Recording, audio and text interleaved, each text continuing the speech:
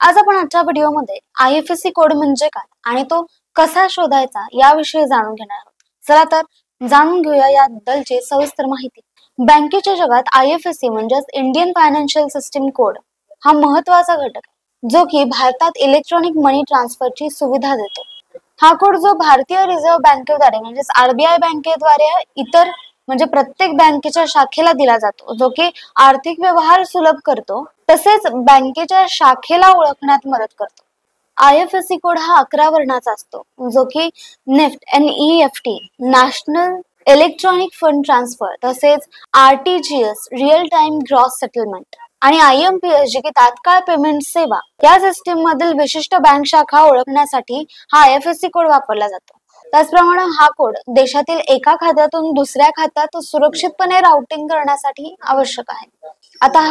आता या 11 वर्णाच्या IFSC code मध्ये विविध घटकांचा समावेश आहे। पहिलं म्हणजे पहिले 4 वर्ण जिथे की बँकेचं नाव असतं, उदाहरणार्थ ABCD 0 1 2 3 4 5 6 यामध्ये ABCD हे बँकेचं नाव येतं।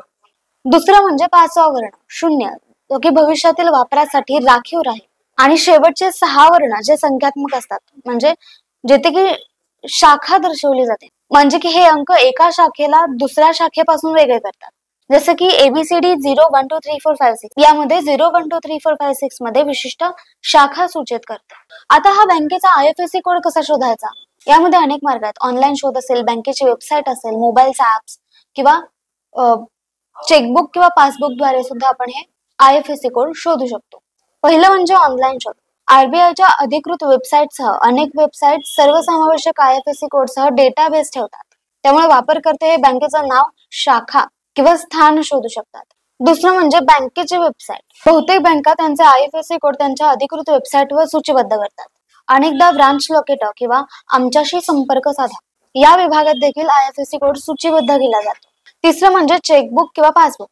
आयएफएससी कोड हे चेकबुक्स किंवा बँकाद्वारे जारी केलेल्या पासबुक वरती विशेषतः खाते क्रमांकासोबत छापले जातात। चौथं म्हणजे mobile banking app. Fund transfer साठी नवीन लाभार्थी जोडताना हे बँकिंग ऍप्लिकेशन सहसा आयएफएससी कोडचा तपशील देतात।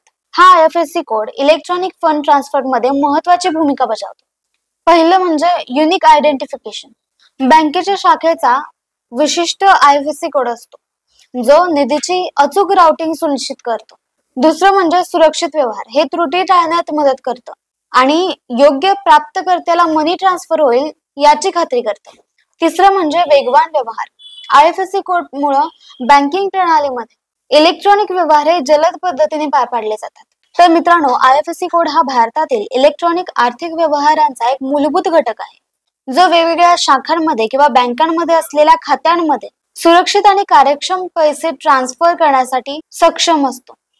तर मित्रांनो, हा कोड समजून घेणं आणि त्याचा वापर केल्यानं देशाच्या आर्थिक परिसंस्थेतील व्यक्ती आणि व्यवसाय दोघांनाही फायदा होणार, तसेच त्रासमुक्त आणि अचूक निधी ट्रान्सफर सुनिश्चित केलं जातं। तर मित्रांनो, तुम्हाला ही माहिती कशी वाटली ते आमच्या कमेंट बॉक्स मध्ये नक्की सांगा आणि हा व्हिडिओ तुम्हाला आवडला असेल तर तो लाईक आणि शेअर जरूर करा आणि आमच्या चॅनलला सबस्क्राईब करायला विसरू नका। धन्यवाद।